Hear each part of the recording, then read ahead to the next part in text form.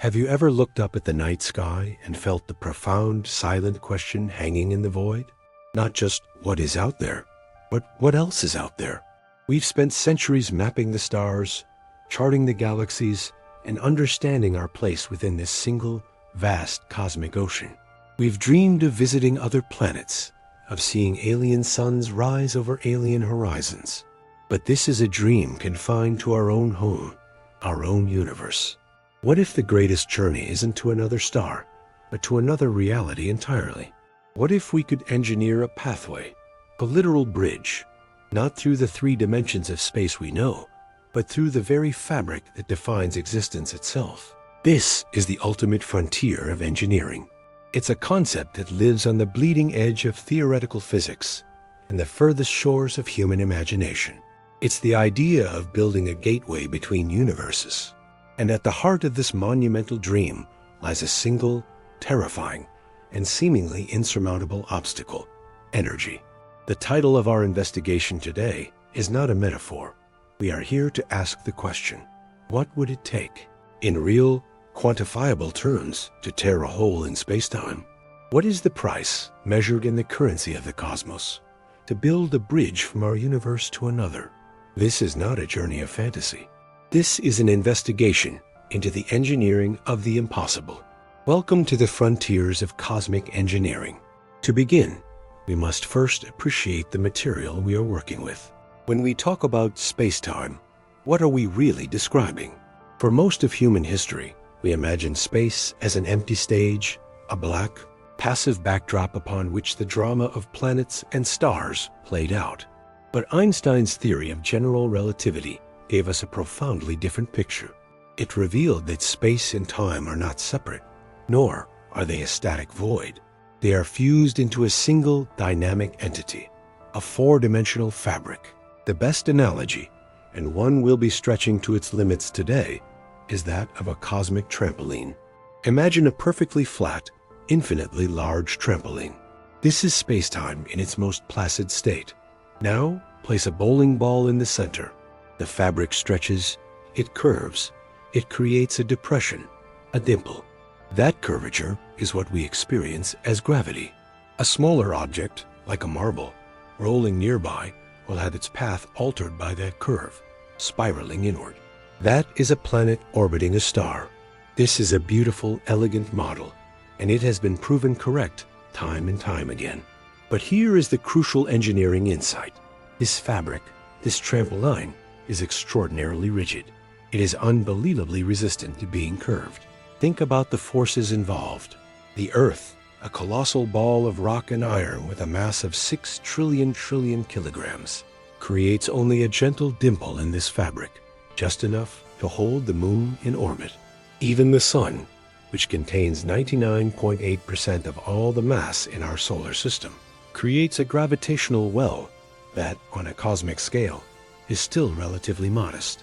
To create something truly dramatic, like a black hole, you need to concentrate the mass of several suns into a space smaller than a city. Only then does the fabric of space-time curve so steeply that it effectively snaps, creating a puncture from which nothing, not even light, can escape. So, let's apply the so what rule here. Why is this stiffness important? Because it establishes the baseline for our engineering challenge. If it takes the mass of multiple stars just to bend space-time into a puncture we call a black hole, what unimaginable force would be required to do something far more complex? We are just trying to make a dent. We are proposing to grab 2 separate, parallel trampolines, 2 entire universes, and stretch them so taut that we can create a stable, traversable tunnel between them. The sheer stiffness of space-time is our first great wall. It's the fundamental property of the universe that tells us right from the start that this project cannot be accomplished with conventional means. You cannot build a bridge between universes with chemical rockets or nuclear fission. The tools of our current civilization are like toy hammers trying to reshape a mountain of diamond. The energy required operates on a scale that dwarfs anything humanity has ever conceived of, let alone produced. And this brings us to the heart of our case file, the energy calculation. In physics, when you want to manipulate the very structure of spacetime, you are entering the realm of the Planck scale. This is the universe at its most granular, its most fundamental. The Planck length is the smallest possible distance, and the Planck time is the smallest possible unit of time. To perform surgery on spacetime, to cut and splice it at this level, you need an equally fundamental amount of energy. This is often called Planck energy, and the number is where our minds begin to short-circuit. 1 unit of Planck energy is approximately 2 gigajoules, or the energy released by burning about 1,000 barrels of oil. That doesn't sound too bad, does it? The problem is that to create a stable, human-sized wormhole, our theoretical bridge, you don't just need 1 unit of Planck energy. The calculations suggest you need to concentrate this level of energy into a region of spacetime at the Planck scale. Let's create a more relatable analogy. Imagine the entire energy output of the sun. Every single second, the sun releases more energy than humanity has produced in its entire history. Now, imagine capturing all of that solar energy from every direction for an entire year. You store it in a perfect, lossless battery. That is a staggering amount of power. Yet, it is still trillions upon trillions of times less than what is required. To get close to the energy needed to manipulate spacetime on this level, you would need to capture the entire output of our Milky Way galaxy, with its 200 billion stars, and focus it all onto a single point smaller than a proton. Let this sink in. This isn't just difficult. It is, by any reasonable definition, impossible. This is the technical enigma at its most stark. The energy budget for a single multiverse gateway exceeds the total energy resources of our entire galactic civilization for millennia. This is why such projects are relegated to science fiction. It's an engineering problem so vast that it seems to invalidate itself before we even begin. It's like a single person standing at the base of Mount Everest and declaring they will climb it in a single step. The physics, as we understand them, seems to be writing us a definitive, final rejection letter. And this, for any other investigation, would be the end. Case closed. The dream is dead, crushed under the weight of cosmic mathematics. But here, on the frontiers of cosmic engineering, this is where our real investigation begins. This is the moment where the engineer detective must look at the evidence and ask the most important question. Are we looking at this problem correctly? We have been acting like terrestrial engineers, thinking in terms of power plants and fuel depots. We have been trying to solve a cosmic problem with a planetary mindset. And what if that is our fundamental mistake? What if the key to unlocking this impossible energy requirement isn't about generating it ourselves? What if the solution lies in finding it? What if the key to building our bridge is not hidden in our terrestrial limitations, but is written in the very fabric and history of the cosmos itself? This is the pivot point of our investigation. We are shifting our perspective from creation to discovery. We are transitioning from being builders to being cosmic archaeologists, searching for the universe's own engineering projects. Our new line of inquiry is this: where in the cosmos does nature itself concentrate energy on a scale that rivals our requirements? The universe is not a quiet, placid place. It is a violent, dynamic arena of extreme energies. And this is where we will find our clues. Our first area of investigation will be the cosmic monsters themselves, black holes. We see them as points of no return. But what if they are also gateways? The singularity at the heart of a black hole is a place where our understanding of physics breaks down, where space-time is stretched to infinity. Could a rotating black hole, a Kerr black hole, be manipulated to become one end of our bridge? Could we use the immense gravitational energy of its ergosphere, a literal space-time vortex, as our power source? Our second clue lies not in massive objects, but in the theoretical substance needed to build the bridge itself, exotic matter. To keep a tunnel through space-time open, you need to prop it open with something that has negative energy density, something that anti-gravitates. It's the engineering equivalent of needing a material that pushes outward instead of inward to support the walls of a tunnel.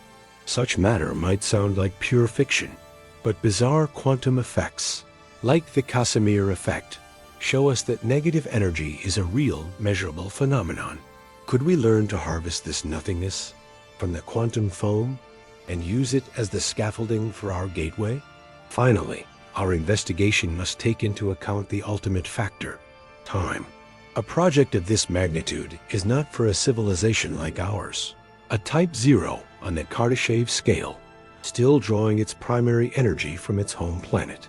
This is a legacy project for a Type 2 civilization, one that can harness the entire energy output of its home star, perhaps through a Dyson sphere, or maybe even a Type 3 civilization, which commands the energy of its entire galaxy.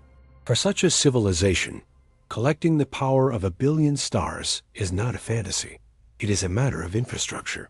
So perhaps the impossibility we perceive is simply a failure of imagination, a limitation of our own technological infancy. The case file is open. The challenge seems absolute. The energy required could power our sun for eons, all focused to a pinpoint. But the universe is vast, and its secrets are deep. We have our first leads: the immense power of black holes, the strange physics of exotic matter, and the paradigm of a civilization that wields the power of stars. The journey to tier spacetime begins not with a bang, but with a question, an engineer's question. We will follow the clues, we will analyze the evidence, and we will investigate the very limits of what is possible. Join me as we attempt to unravel the blueprint for the greatest construction project ever conceived, a bridge between universes. In our introduction, we opened the case file on the greatest engineering challenge imaginable, building a bridge between universes. We established the headline, the shocking sticker price for this project, an amount of energy so vast it defies intuitive comprehension, the power of a galaxy focused to a single point. But a number, no matter how large, is just a symptom. It's the final bill. In this phase of our investigation, we will become forensic engineers. We must dissect the evidence presented by the laws of physics to understand why the bill is so high. What are the fundamental principles, the cosmic statutes, that make tearing spacetime so monumentally difficult? This is where we move past the awe of the impossible and into the rigorous analysis of the problem. We are about to detail the 4 great barriers that stand between us and a traversable wormhole. These are not just engineering hurdles. They are fundamental properties of our reality, and they form the very core of our impossible challenge. The first barrier, and perhaps the most fundamental, is the wrong curvature problem, rooted in the very language of Einstein's general relativity. As we discussed, space-time is a fabric, and mass energy tells it how to curve. This instruction set is governed by a complex set of equations, at the heart of which is something called the stress-energy tensor. You can think of this tensor as a detailed architectural blueprint for gravity. It doesn't just account for mass, the stuff of an object. It accounts for its energy, its momentum, and its internal pressure. It's the complete description of what a physical system is doing. This blueprint is then fed into Einstein's equations, and the output is the precise geometric shape that spacetime must take in response. So, what's the problem? The problem is that every form of matter and energy we have ever encountered, from a speck of dust to a photon of light to a supergiant star, contributes to this blueprint in a positive way. This is known as the average null energy condition. It's a very technical term for a very simple concept. Normal stuff gravitates. It pulls things together. It creates the familiar dent in the space-time trampoline. Now, let's apply our engineering forensics. We want to build a wormhole. A wormhole is not a dent. It is an incredibly exotic geometric structure. It requires a throat connecting 2 distinct mouths. Geometrically, this structure needs both positive curvature, like the outside of a sphere, and negative curvature, like the surface of a saddle. A normal gravitational well, like the one made by our sun, is all positive curvature. It just goes down. A wormhole needs to go down, then curve back up to form the throat and connect to the other side. So what's the so what? Here, The so what? Is that the architectural blueprint, the stress energy tensor for every known particle and field in the standard model of physics, is incapable of generating this shape. Feeding the properties of electrons, quarks, photons, or even dark matter into Einstein's equations will never produce the geometry of a stable wormhole. It's like trying to build a perfect archway using only bricks that can only stack downwards. The material itself is fundamentally unsuited for the structure we want to create. This is our first great wall.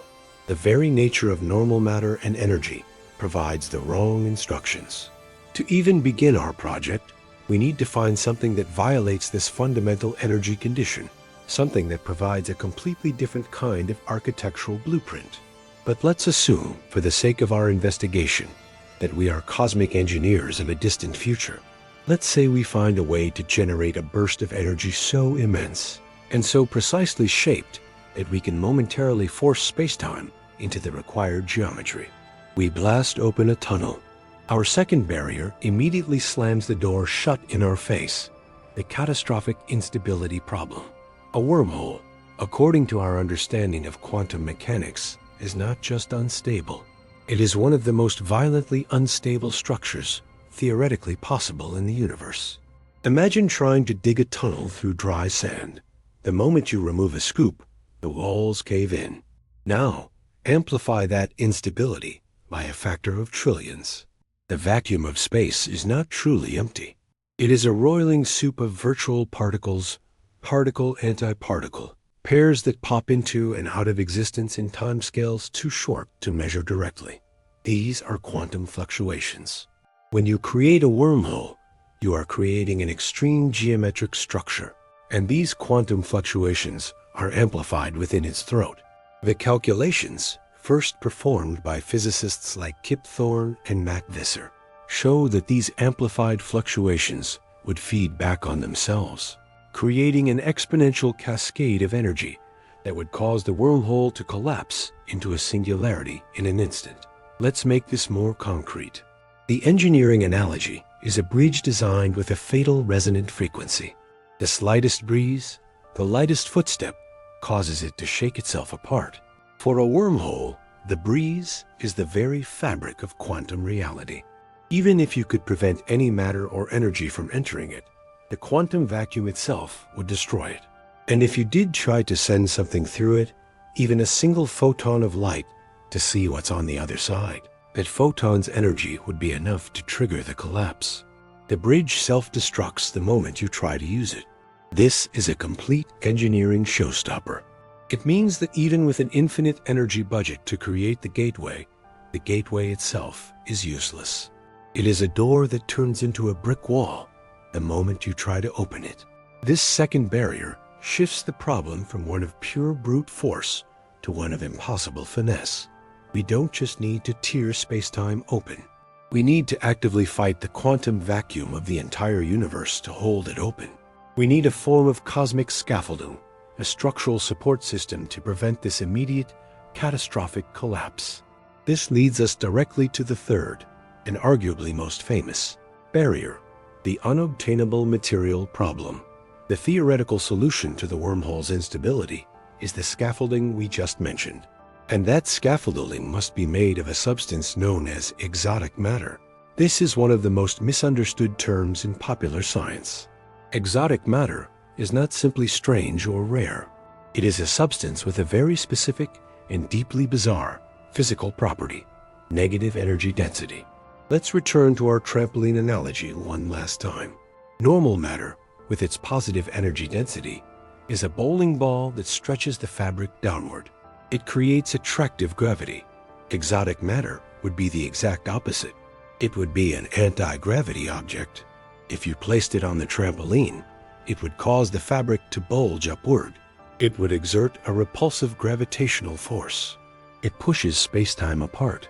Why is this critical for our engineering project? Because this repulsive property is exactly what we need to build our scaffolding. By lining the throat of the wormhole with a sufficient quantity of this exotic matter, we could theoretically push the walls apart, counteracting both the natural tendency of spacetime to straighten itself out and the violent quantum fluctuations trying to collapse it. It's the structural support that turns our tunnel of sand into a tunnel of reinforced concrete. So here is the problem, the third Great Wall. We have no idea how to create macroscopic, stable exotic matter. It is, for all intents and purposes, a physically unobtainable material. It's true that under very specific and microscopic conditions, quantum mechanics allows for fleeting moments of negative energy. The Casimir effect, for instance, creates a tiny region of negative energy density between two closely spaced metal plates in a vacuum. But the amount of energy is minuscule, and it's a temporary effect, not a stable substance. To stabilize a human-sized wormhole, you would need a quantity of exotic matter with a negative energy equivalent to the positive energy of a large planet, all compressed into the thin lining of the wormhole's throat. We don't know if such a substance can even exist in our universe. We have no theory for how to manufacture it, how to handle it, or how to ensure it remains stable. Proposing to build a bridge out of exotic matter is like a Roman engineer proposing to build an aqueduct out of carbon fiber. The material is so far beyond their technological and theoretical grasp that it might as well be magic. Finally, even if we could overcome the first three barriers, if we found a way to create the right shape, stabilize it against collapse, and manufacture the exotic matter needed to do so, we run headfirst into a fourth, more philosophical barrier, the causality protection problem. A traversable wormhole is not just a bridge through space. It can also be a bridge through time. By taking one mouth of a wormhole, accelerating it to near the speed of light, and then bringing it back, you could create a gateway where the entrance is in 1 year, say 2025, and the exit is in another, like 2023. You would have built a time machine. This opens the door to all sorts of logical paradoxes, the grandfather paradox being the most famous. Many physicists find this possibility deeply troubling. They believe that the laws of physics must be self-consistent. To resolve this, the late Stephen Hawking proposed the chronology protection conjecture. This is the idea that the laws of physics themselves have a built-in safety protocol, a fundamental prohibition against creating these kinds of time loops.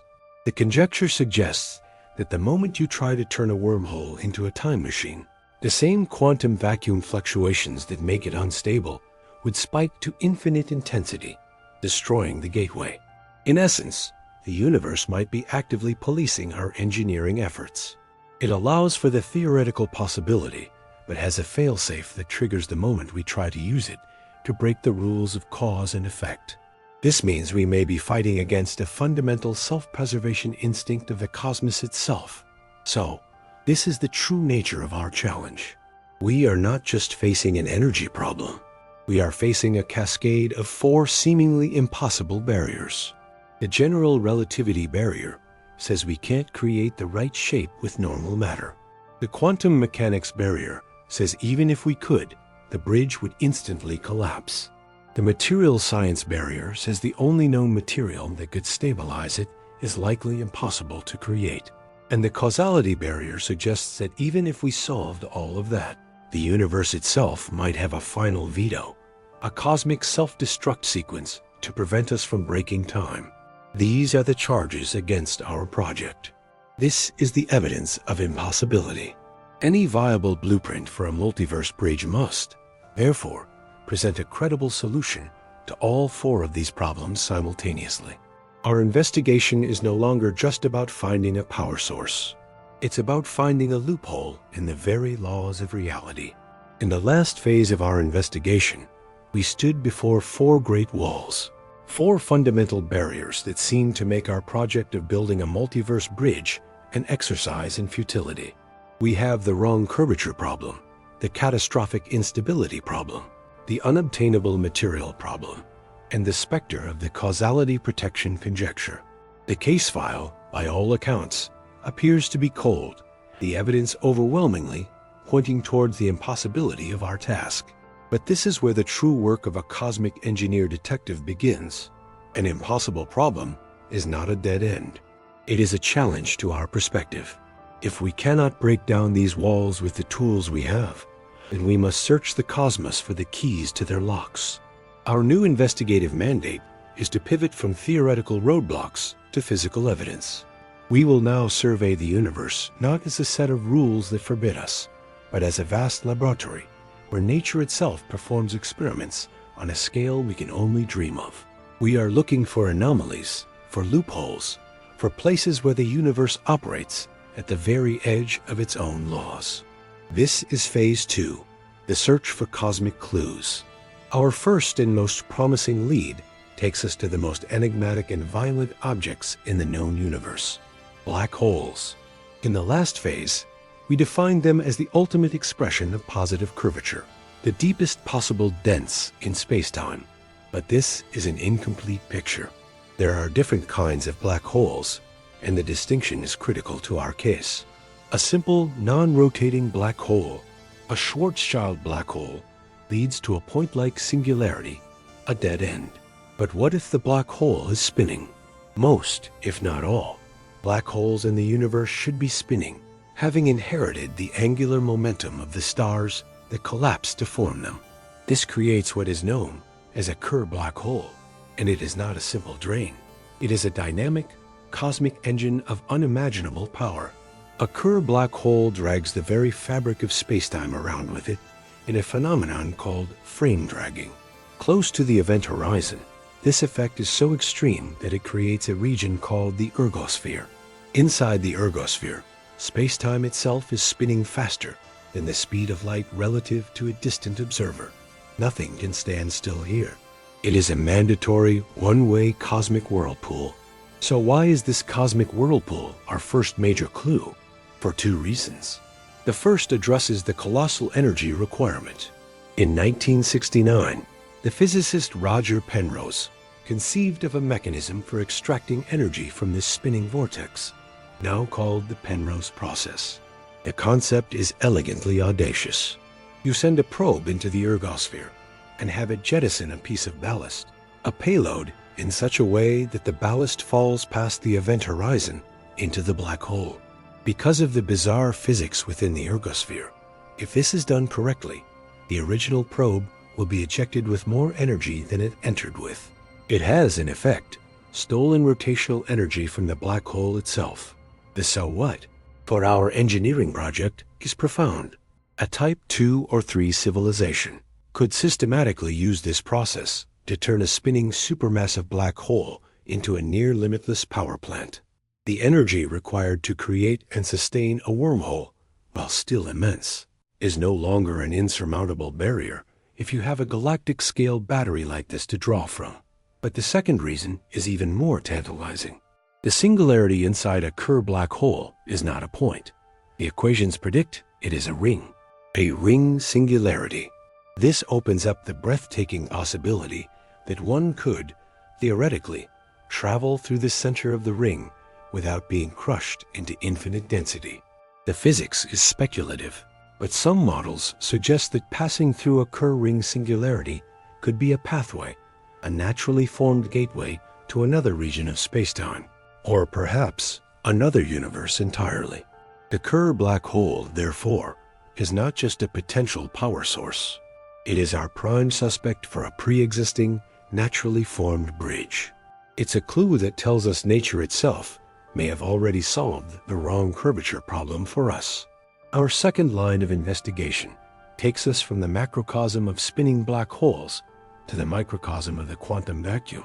We are in search of a solution to the unobtainable material problem, the need for exotic matter with negative energy density to prop our wormhole open. As we established, this sounds like pure fantasy. But what if the universe is constantly creating this substance, all around us, in fleeting moments? This is the clue offered by the Casimir effect. Let's build a clear analogy. Imagine you are on a boat in the middle of a perfectly chaotic ocean, with waves of all sizes coming from all directions. The boat is being jostled constantly from every side.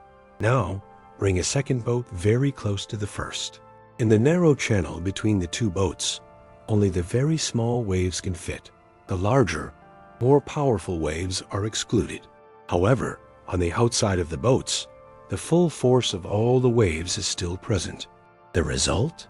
There is more pressure pushing the boats together from the outside than there is pushing them apart from the inside. They are forced together. The Casimir effect is the quantum version of this. The boats are two uncharged, perfectly parallel conducting plates. The ocean waves are the quantum fluctuations of the vacuum, the virtual particles popping in and out of existence. Between the plates, only virtual particles with wavelengths that fit perfectly into the gap can exist. Outside the plates, virtual particles of all wavelengths can exist. This creates a pressure differential, pushing the plates together. Here's the crucial clue for our investigation. The region of spacetime between those plates has a lower energy density than the normal vacuum outside. It is, in fact, a region of negative energy density. The Casimir effect is our laboratory-confirmed, peer-reviewed, undeniable proof that the substance required to build our bridge is permitted by the laws of physics. It is real. Now, the so what is a question of scale. The amount of negative energy produced between two plates in a lab is astronomically small, nowhere near what we need. It's like discovering a single drop of water in a desert and claiming you can build an ocean. But as a detective, you don't dismiss a clue because it's small. You recognize it as a proof of principle. The existence of the Casimir effect tells us that the quantum vacuum is a malleable, engineerable resource. It transforms the problem. We are no longer searching for a substance that violates the laws of physics. We are now facing an engineering challenge. How do we amplify this effect? Could a sufficiently advanced civilization create Casimir batteries on a massive scale? Could they use precisely tuned laser fields to manipulate the vacuum, creating stable pockets of negative energy? Could the warped space-time near a cosmic string or inside a black hole's throat naturally produce this effect on a much larger scale? The Casimir effect is the fingerprint that proves our unobtainable material was at the scene. Our job is now to figure out how to catch it in bulk. Our third and final clue for this phase is perhaps the most profound. It asks a simple question. What if we don't have to build the bridge at all? What if it already exists, forged in the single most energetic event in history? We are talking about the Big Bang. In the first 10 to the minus 43 seconds of the universe's existence, the Planck epoch, our entire cosmos was smaller than a proton, and the laws of physics as we know them did not apply. Space-time itself was a chaotic, probabilistic quantum foam. In this primordial soup, it is almost certain that microscopic wormholes were constantly forming and dissolving. As the universe underwent its period of cosmic inflation, expanding faster than the speed of light, it's theoretically plausible that some of these microscopic wormholes could have been stretched to macroscopic, even astronomical sizes. If this is true, then our universe could be littered with primordial wormholes, ancient relics from the moment of creation. They would be dark, ancient, and incredibly difficult to detect. Their mouths perhaps disguised as ordinary black holes or floating freely in the voids between galaxies. This clue completely reframes our engineering project. The task is no longer construction, but exploration. We would become cosmic cartographers, scanning the heavens for the subtle gravitational lensing signatures or radiation patterns that might betray the presence of a wormhole's mouth. And there is a related clue from this same era: cosmic strings. These are not strings in the sense of string theory, but hypothetical, one-dimensional defects in the fabric of space-time itself. Think of them as cracks that formed as the universe cooled and settled into its current state, much like cracks forming in ice as water freezes. These strings, if they exist, would be unimaginably thin, but possess the mass of a mountain range per inch. They would warp space-time so severely that they could act as gravitational lenses of a unique kind, or potentially generate the exotic conditions needed for stable wormholes to form around them. The so what of these primordial clues is a paradigm shift. The impossible energy requirements for creating a wormhole become moot if the wormholes are already there. The problem of stabilizing a wormhole with exotic matter is also altered. Perhaps these ancient structures achieved some form of natural stability as the universe evolved. Our role would be to find them, and then develop the technology to safely widen, navigate, and control them. It's the difference between building a mountain from scratch and simply finding a pass through an existing mountain range. So, the case is no longer cold. Our investigation has yielded 3 powerful, credible leads. First, the Kerr black hole, a potential power source and a naturally occurring gateway. Second, the Casimir effect, a definitive proof of concept that the exotic matter we need is a real physical phenomenon. And third, the possibility of primordial wormholes and cosmic strings, the ultimate clue, suggesting our impossible bridge may have been built for us 13.8 billion years ago. Each of these clues chips away at the 4 great walls of impossibility. They provide potential answers to the energy problem, the material problem, and the curvature problem. The universe, it seems, is far more permissive and strange than it first appears. Our task in the next phase is to take these disparate clues, these fingerprints, these anomalies, these ancient echoes, and synthesize them. We must move from finding the evidence to building the case. The next step is to formulate a coherent engineering thesis that connects these cosmic possibilities into a plausible blueprint for construction. We have reached the critical juncture of our investigation. In Phase 1, we meticulously documented the crime scene, outlining the 4 fundamental laws of physics that render our project seemingly impossible.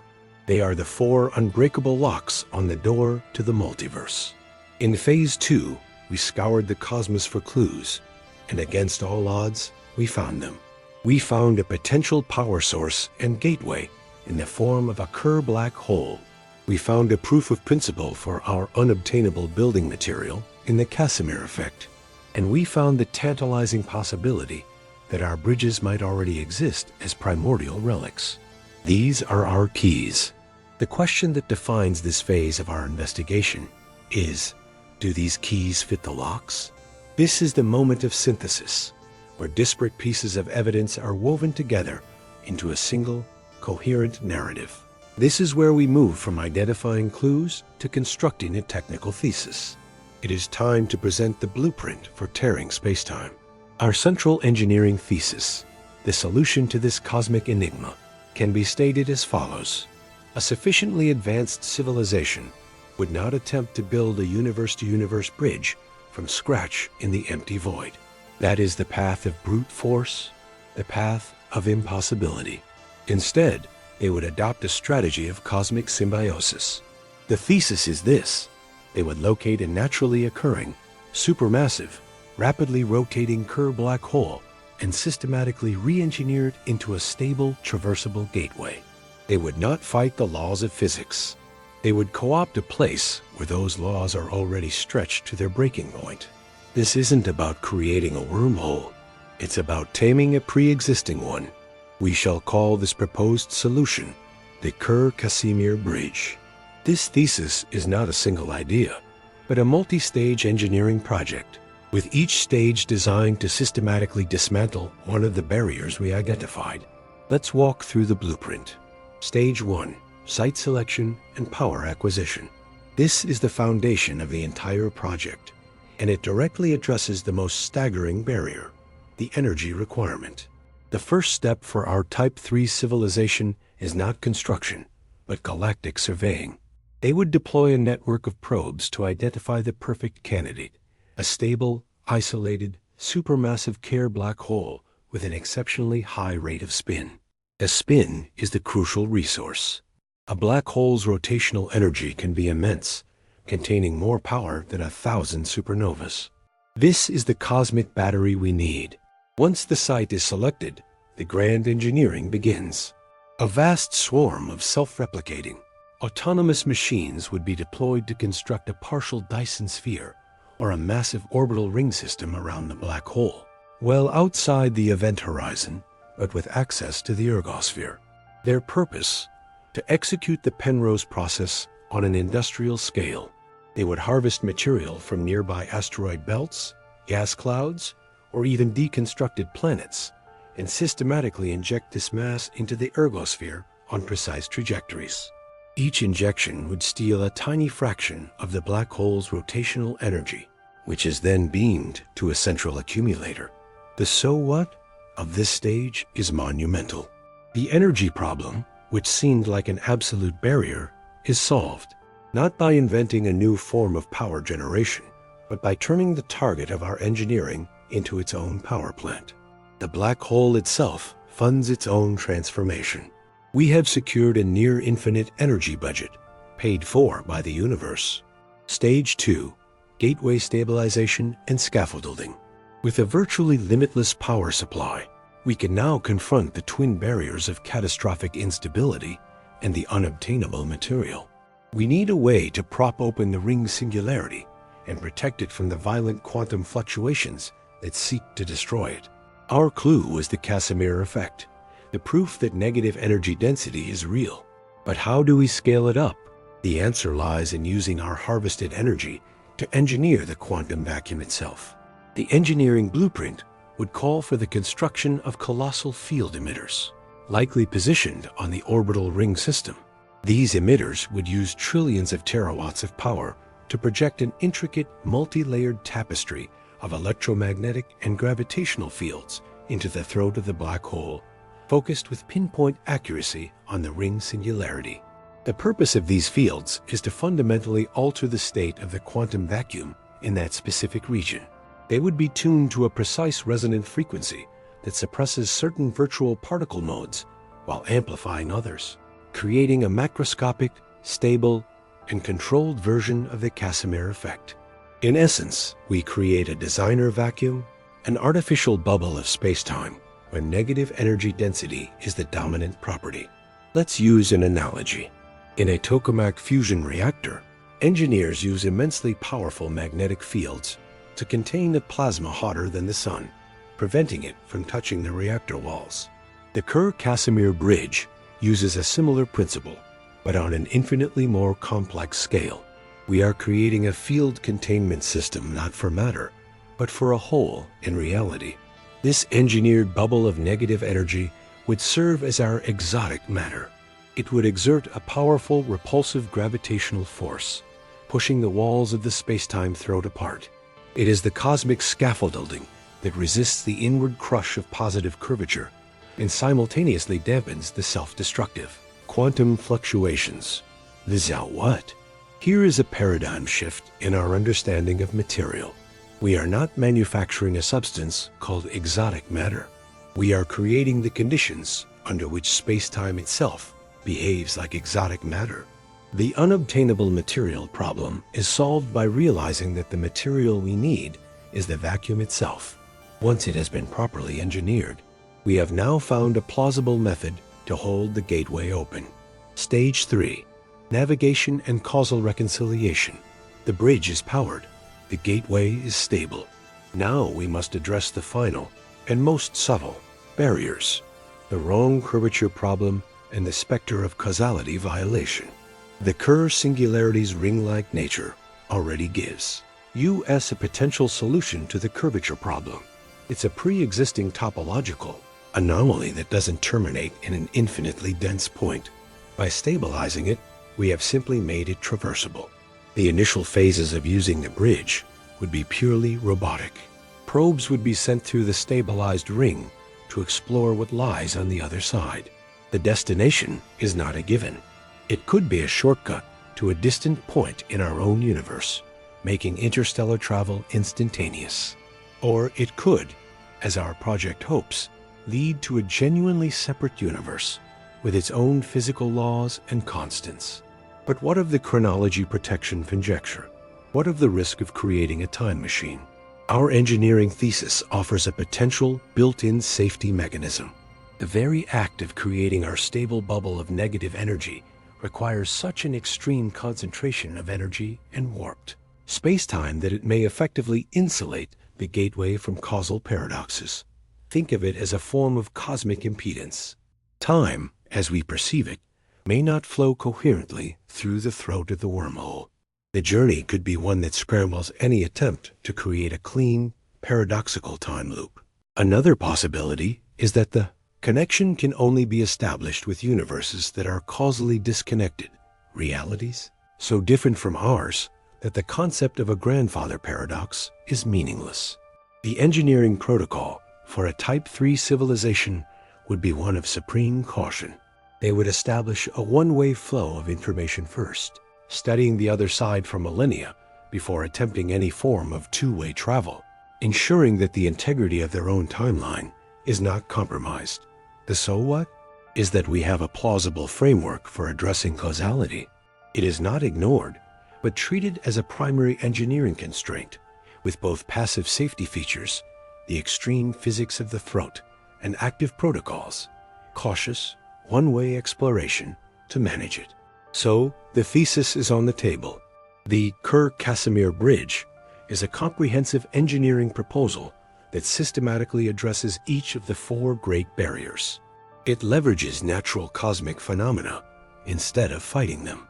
It turns a black hole from a cosmic prison into a cosmic engine and a gateway. It transforms the empty vacuum from a source of instability into the very scaffolding of our bridge.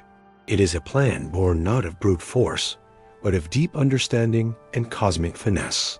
We have moved from a list of problems to a sequence of solutions. We have a theoretical blueprint.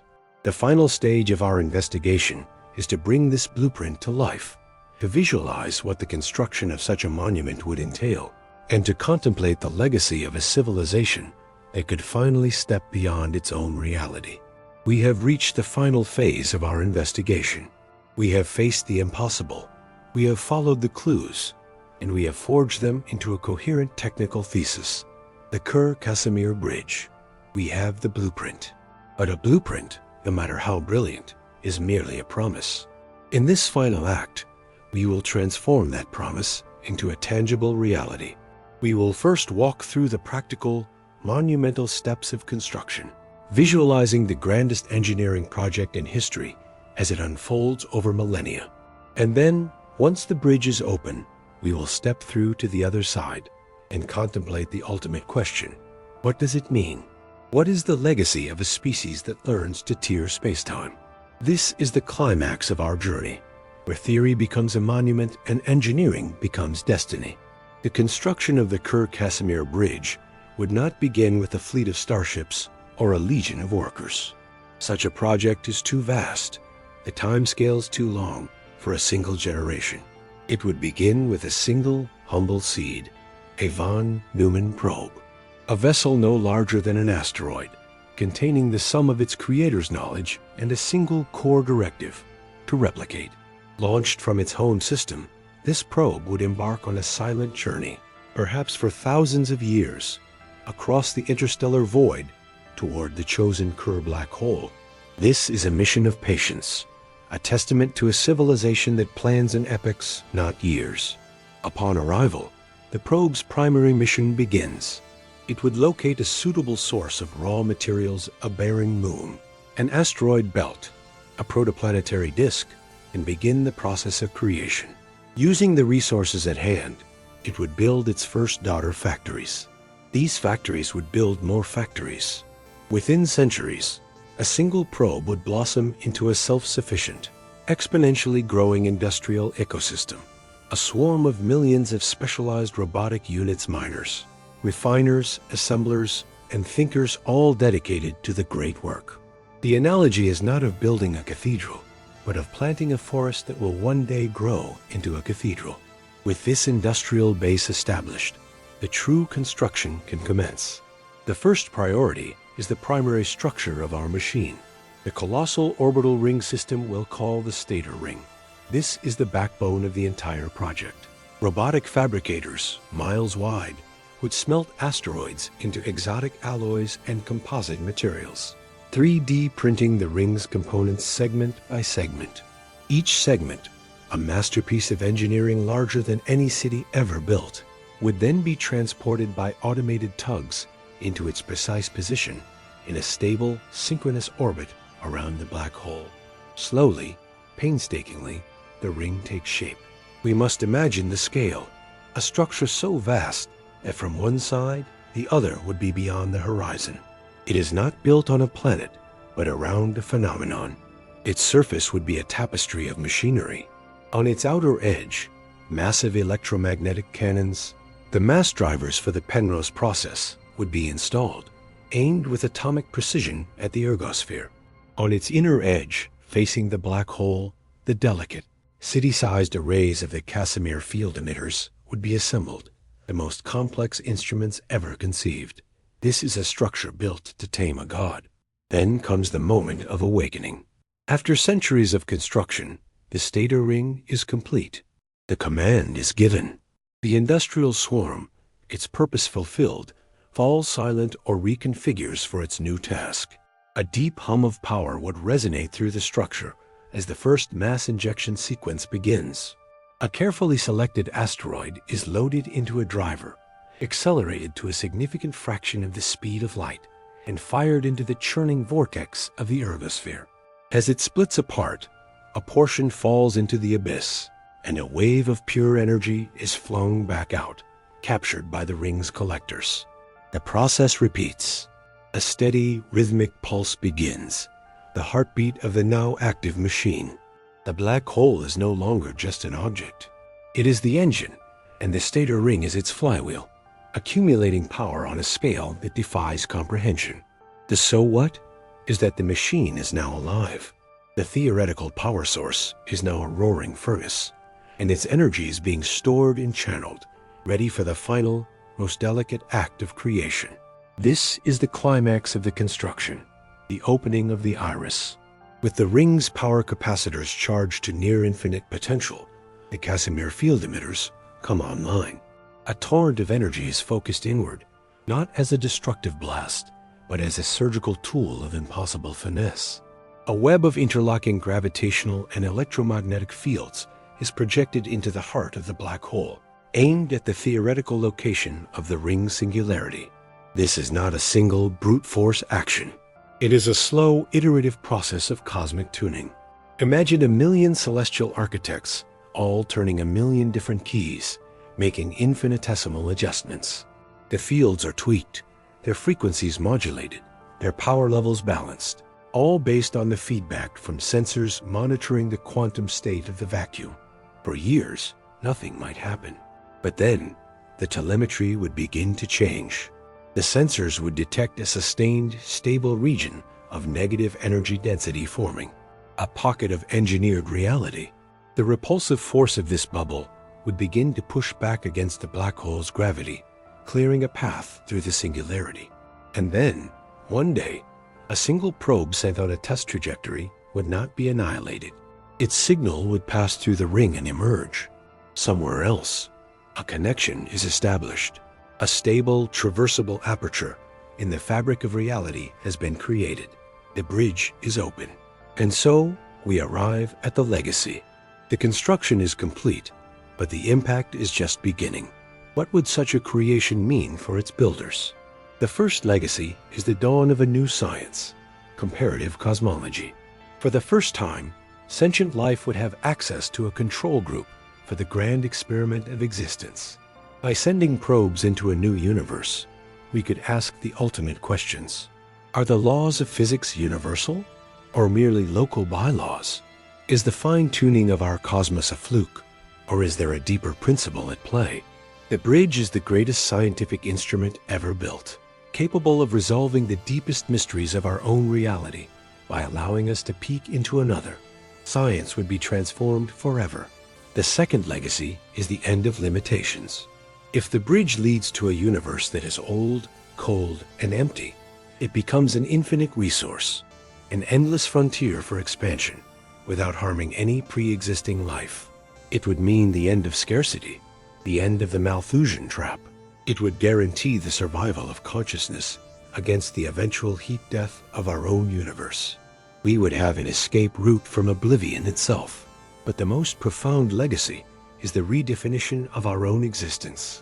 All of human history, all of our philosophy, religion, and art is predicated on the idea of a single shared reality, the universe.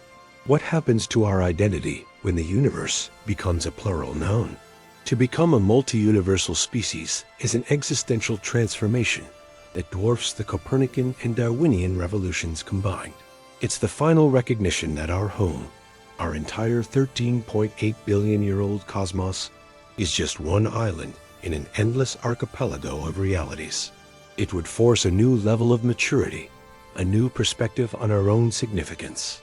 We would no longer be the children of a single cosmos, but the travelers and perhaps the guardians of many.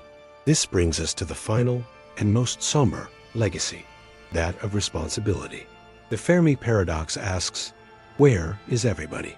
Perhaps the great filter is not a planetary catastrophe or a stellar war, but the challenge of achieving the unity, foresight, and wisdom required to complete a project like this. To build the bridge is to prove you have passed the test, but it also confers a duty of unimaginable weight. What are the ethics of stepping into another reality? What contamination, biological or informational, might we introduce? The power to cross universes is the power to be either a savior or a plague on a cosmic scale. The legacy of the bridge is not just one of triumph, but of an eternal moral and ethical burden. It is the price of godhood. And so, our investigation concludes with this vision. A civilization standing at the mouth of a shimmering gateway, a tamed black hole, a monument built from starlight and spacetime. It is the culmination of their history and the beginning of their true future. Their legacy is not written in stone or on planets, but in the permanent engineered connection between what is and what else might be. They have not just conquered space, they have conquered separation itself. And so, our investigation comes to a close. We can now officially close the case file on tearing spacetime. Our journey has been a monumental one, spanning the very limits of knowledge and imagination. We began with a question that seemed to belong more to mythology than to engineering. Could we build a bridge between universes? We stood before the towering, seemingly absolute laws of physics, documenting the four great barriers that declared our project impossible.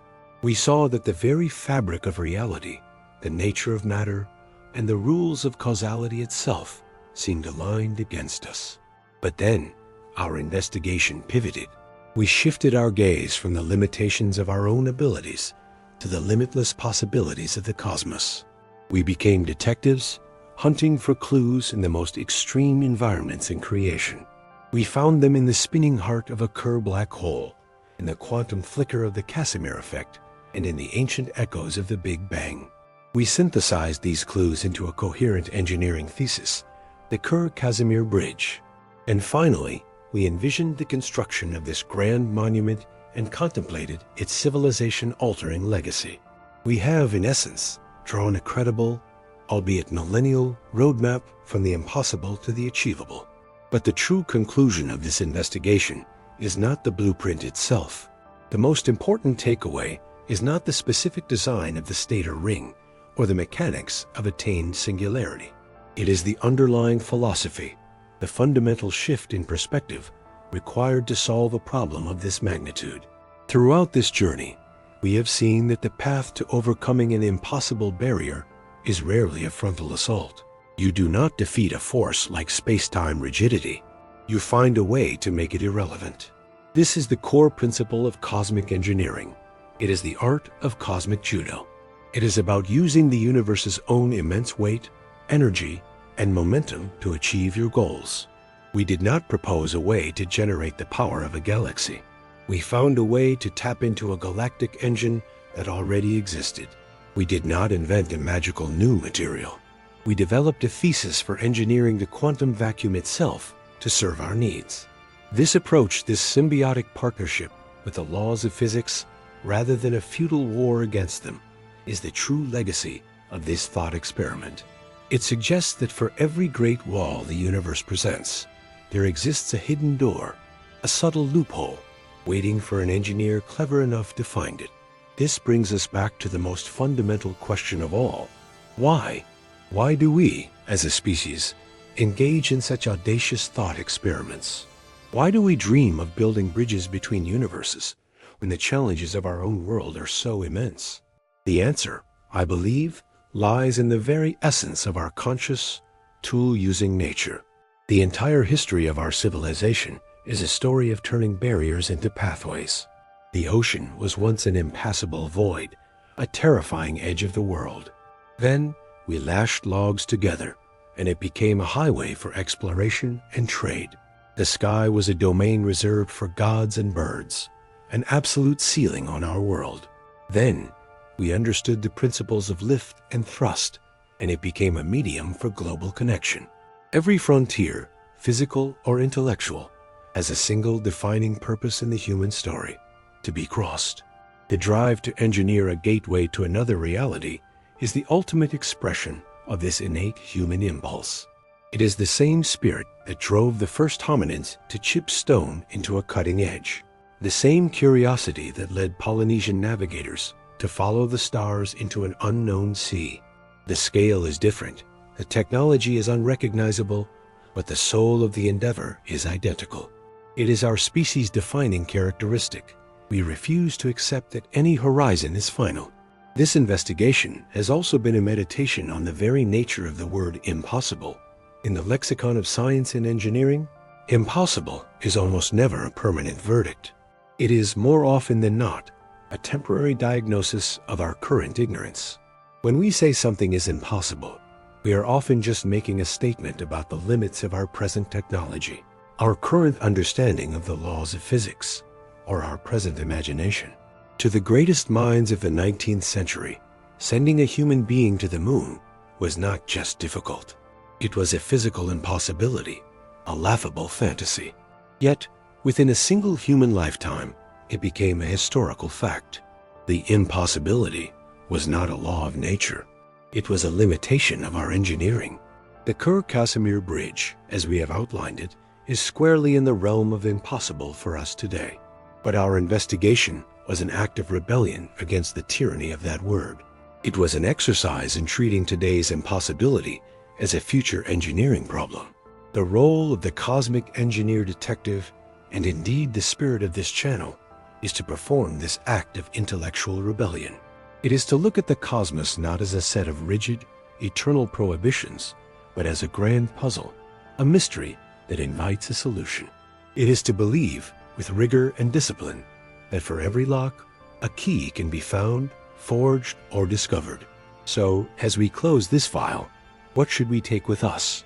We should take with us a renewed sense of awe for the universe we inhabit, a universe that contains wonders like spinning black holes and a quantum vacuum so rich with potential that it might one day serve as the scaffolding for our grandest creations.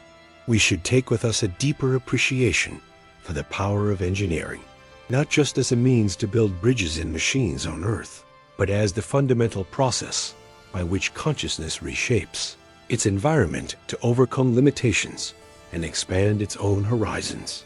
And most importantly, we should take with us a sense of our own potential. The civilization capable of building a Kerr-Casimir bridge is not alien. It is us, in our distant, most mature, and most capable future. The path from here to there is long and fraught with peril, but it is not, as we have argued, impossible. The dream of stepping into another reality is the ultimate expression of the heritage of the stars, the idea that we, who are made of stardust, carry within us the potential to one day engineer the stars themselves. The investigation is over, and the case file is closed. But the human journey to the frontiers of cosmic engineering, the eternal quest to build and to explore, has only just begun.